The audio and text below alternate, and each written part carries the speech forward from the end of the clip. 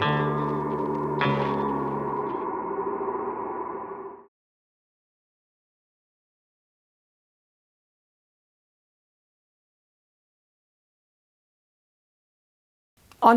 the Abuser. This is a new series we are starting to find out the causes of domestic violence, or gender-based violence as it's called. When a detective investigates a crime, he tries to find out the motive, why a particular crime was committed. From the motive, he goes on to explore and finds out how and then who did it. So in this way, domestic abuse, we are trying to find out why would a husband be physically aggressive enough to hit her with violence. Why does this happen? To investigate the why, we are aware of the patriarchal mindset. We are aware of the aggressive mindset, the mind. So we decided to take the help of mental health experts to investigate why does this happen. I'm extremely grateful to Dr. Sugandha from Rajasthan, who helped coordinate with different mental health experts who contributed their wealth of wisdom in the making of this series, Unmasking the Abuser. In this episode, we have Dr. Sugandha Gupta, a psychiatrist from Delhi. And I'm extremely grateful to her for contributing her wisdom, her guidance, and her help in the making of this series. I'm really honored to introduce you to Dr. Sugandha Gupta, who's known as one of the best psychiatrists in Delhi. Dr. Sugandha Gupta is the founder and director of the Delhi Mind Clinic at Karol Bagh. She's one of the best psychiatrists in Delhi and the leading female psychiatrist of India. She has been active on the social media also to promote the spread of knowledge and awareness on mental health. Delhi Mind Clinic is hence envisioned to provide not just medical support for psychiatric illnesses, but as necessary forms of psychotherapies and counseling for various mental illnesses and adequate caregiver support to the families. A proud winner of the Dr. Ravi Pandey Memorial Young Scientist Award 2012, conferred by the Delhi Psychiatric Society, she is respected by her colleagues and patients alike. Good morning. I'm Dr. Sugandha Gupta, consultant psychiatrist at Delhi Mind Clinic, Karol Bagh, New Delhi. My first question to her was, why does a husband become so aggressive that he starts to punch, kick, and slap his own wife? The factors that make an individual physically violent towards his or her own spouse or partner are many. A few common and important ones are the following. First, a need to maintain power and control in the relationship is the most common cause. This may be a trait they have learned through the gender assigned roles throughout their growing years. It may be stemming from their own personality factors, or it could be more. But this is the more common dynamics that an individual wants to retain in the relationship that leads to aggression. Second, certain personality disorders, by virtue of their own inherent traits such as lack of empathy or remorse, can lead to more aggression and violence towards their partners. Out of this, narcissistic and antisocial personality disorders are two common ones. Third, alcohol use and other psychoactive substances are known to lower the judgment making abilities of individuals and increase impulsivity, hence leading to physically violent behaviors in relationships. Then again, violence may also stem up from a deep-seated sense of inadequacy, of feeling of not being good enough, a fear of being abandoned, which may all combine to lead to jealousy and insecurity. And when the partners of such individuals attempt to exhibit autonomy, independence, their partners may turn physically violent. Lastly, learned behavior. Research has found that children who have grown up in homes where gender-based violence is frequently seen, or they have grown up in more volatile environments, stressful environments, are more likely to exhibit such behaviors themselves in adulthood.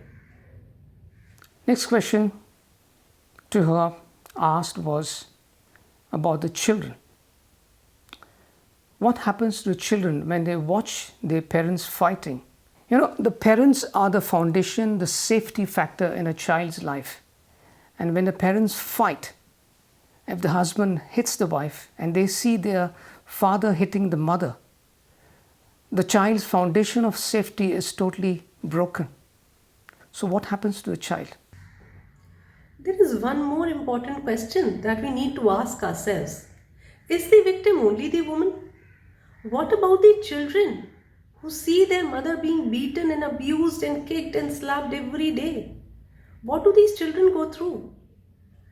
Well, if I were to talk as a psychiatrist, I must say that we get a lot of children and also a lot of adults with mental health issues who, when we evaluate, turns out had witnessed severe gender-based violence in their homes. So what happens to these children when they see this violence in their home every day? First, they grow up with fear and anxiety. Fear of something going wrong any moment, which may turn into phobias and panic disorders. Anxiety of not making any mistake that could anger their father, leading to a violent outburst on them or their mother. These children may develop a lot of anxiety disorders, various phobias, panic disorders, and even post-traumatic stress disorders. Second, depression and low self-esteem. The children who see violence in their homes are more sad, they are more isolated, they have very low self-esteem, very few friends, and mostly may grow up to have syndromal depression in their adolescence or late adulthood. Their self-esteem is very low and they have a lot of guilt and blame on themselves for not being able to protect themselves or their mothers from these violence. These children may also turn out to have attachment issues, to be able to not make trustworthy, fruitful relationships as they grow old. On the other hand, these children who witness violence may also turn abusers and exhibit aggression themselves. This may not just be limited to siblings at home, it may also turn outwards in school, in playground, and when they grow older in their own relationships. So aggression and violence may be one other thing that we see in such children. Mood dysregulation is very common in such individuals. The children, they are impulsive, they have frequent mood swings, they have frequent anger outbursts, which may impact their relationships and their self-worth, well-being also. And it goes without saying that when your environment is full of violence, is full of stress, it's full of tension, you cannot concentrate on your academic studies. Your cognitions are dull, your intelligence, you're not able to use it. So such children have also been found to struggle academically and later on in their professional lives. So it is not just the victim, the woman who bears the brunt of domestic violence, but the entire family, all the children also bear the brunt of it day in and day out, and the marks left on a young child's psyche due to violence last long enough into their lives. So my next question to her was, what are the therapies and solutions to this particular problem? It's important, of course, for us to realize that the couple should recognize the fact that a problem exists. The perpetrator, the husband, should know that he has a problem which is causing his aggressiveness. To target domestic violence or to combat domestic violence, we need a multi-pronged approach. We need to help the individual victims, abusers and children, and also family as a unit needs to be provided with the much needed psychosocial support to be able to come out of the impact of the gender violence and bring about a change. So we don't not just need the various psychosocial interventions and therapies, we also need legal frameworks to provide adequate guidance and support, and we also need psychosocial support rehabilitations too. So if we were to talk about the victims, group therapies can bring about a great deal of change. To be able to hear other victims speaking about their own experiences and how they moved out of it can provide confidence, rebuild the self-esteem of the victim, and understand them that change is possible. Individual therapies for the victims, such as cognitive behavior therapy, can help them step out of depression and anxiety, rebuild their self-confidence, rebuild their other relationships, and live a peaceful and happy life in the near future and hope for a change. The children should be provided family counseling so that they can process what grief or trauma they have experienced and how to establish cordial relationships within their family and outside it too. For the abusers who are willing to change and where the abuse is not severely violent, couples therapy can also be attempted. Howsoever, if violence continues, the couple therapy needs to be stopped because it may end up putting the victim in even further and graver danger. Legal guidance and advices should be available, and psychosocial support systems such as social support systems and gatherings and shelter homes can also help provide safety and security to the victim and their children. Lastly, it's important to understand that prevention is always better than cure. Hence, if we can create awareness in the society of how domestic violence can bring about long-term psychological, emotional, mental damage to not just the victim but the children as well, we can certainly reduce this monster. We can use print media, we can use various forms of social media.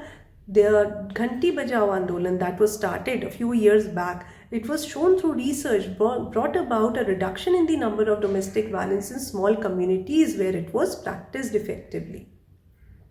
All in all of us use the social media by watching the reels these days. If we can help individuals understand, young minds understand that violence of any kind, especially with intimate partners, is not acceptable and bad, and help create role models which provide relationship guidance, it can certainly help in reducing domestic violence. I hope we will be able to target our audiences through these means and matters and bring about a change in the society. Thank you. I'd like to thank you, ma'am, for giving us your valuable time and your wisdom and your knowledge. And I hope we can help more and more people find peace, find harmony in their relationships with advice from mental health professionals like yourself and the others. Thank you for giving us your time.